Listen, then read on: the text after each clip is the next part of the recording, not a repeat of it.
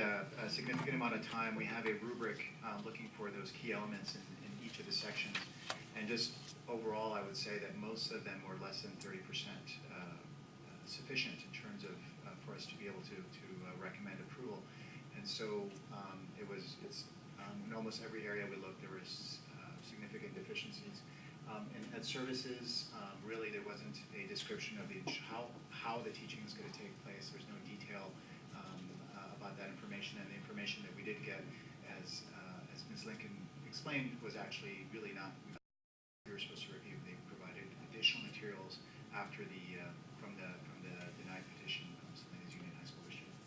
When it comes to special education, there were references to terms like full inclusion and joining a SELPA. There's one of the procedures, for example, to join the SELPA would take over 2 years, and meeting a wide range of requirements that's really, if anything, it demonstrated a lack of understanding of the process of how to serve special education students.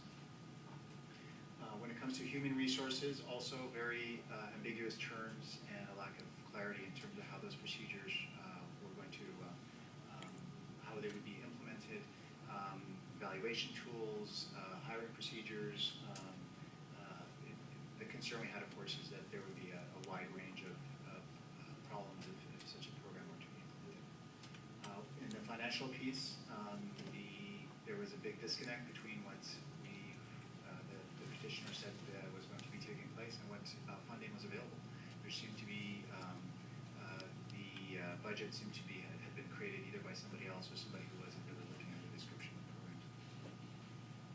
And in the compliance pieces, just a range of different areas that were just in how the meetings are going to be held, what kind of governance, the kind of the checks and balances pieces that would be one of the key areas that really kind of protect the funding and protect the quality of the kind of the required legal services that to parents and students. So those things were not in place. And so I think that really, I mean, that was a quick rundown, but it was extremely clear to us that this was an incomplete petition and really was lacking in a wide variety of areas. And that's why we're here to make this recommendation, which is for you to deny this petition. I would like to speak on behalf of the board in thanking you for your usually thorough job in this endeavor. It's work well done, and I certainly didn't mean to discount it by suggesting we move along the process.